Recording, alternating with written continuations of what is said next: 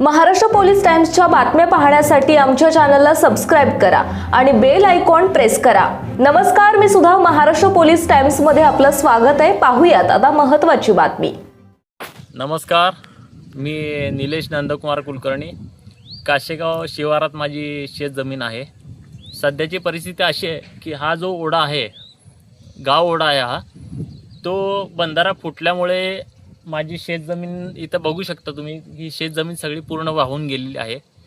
प्रचंड प्रमाणात नुकसान झालेलं आहे।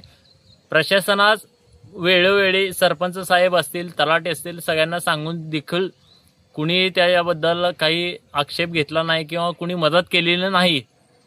या बाबतीत माझी अशी विनंती आहे प्रशासनाला की तात्काळ की बाबा या गोष्टीसाठी सगळ्यांनी मदत करावी आणि हा बंधारा लगेच बुजवून घ्यावा। आणि नमस्कार, महाराष्ट्र पोलीस टाइम ब्रेकिंग न्यूजमध्ये तुमचं स्वागत। निसर्गाची अवकृपा आणि प्रशासनाचा निष्काळजीपणा याचा दुहेरी फटका दक्षिण सोलापूरच्या शेतकऱ्याला बसला आहे। कासेगाव येथील बंधारा फुटल्याने शेतीचं अतोनात नुकसान झालं आहे। विशेष म्हणजे हा बंधारा दुरुस्त करण्यासाठी शेतकरी निलेश कुलकर्णी गेल्या अनेक दिवसांपासून कार्यालयांचे उंबरठे झिजवत आहेत, पण प्रशासनाला अद्याप जाग आलेली नाही। पाहुयात आमचा हा खास रिपोर्ट।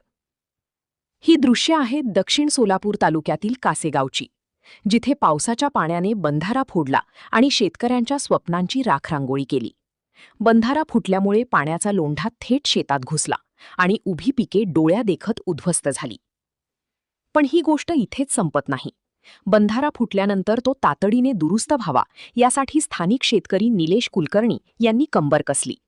संबंधित शासकीय कार्यालयांकडे त्यांनी लेखी तक्रारी केल्या, विनंती केली, मात्र आज अनेक दिवस उलटूनही फाईल पुढे सरकायला तयार नाही। एकीकडे प्रशासन जलयुक्त शिवार आणि शेतकरी विकासच्या गप्पा मारत असताना दुसरीकडे एका शेतकऱ्याला आपल्या हक्काच्या दुरुस्तीसाठी प्रशासकीय दरबारी हेलपाटे मारावे लागत आहेत।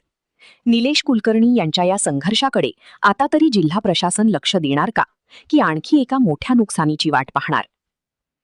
तर ही होती कासेगावमधील सत्य परिस्थिती। निलेश कुलकर्णींसारख्या अनेक शेतकऱ्यांच्या नशिबी आज प्रशासकीय दिरंगाईचे हे चटके येत आहेत। आता या बातमीनंतर तरी संबंधित अधिकारी या बंधाऱ्याची दुरुस्ती करणार का, हे पाहणं महत्त्वाचं ठरेल। महाराष्ट्र पोलीस टाइम्स चॅनलला लाईक आणि सबस्क्राईब करा। धन्यवाद।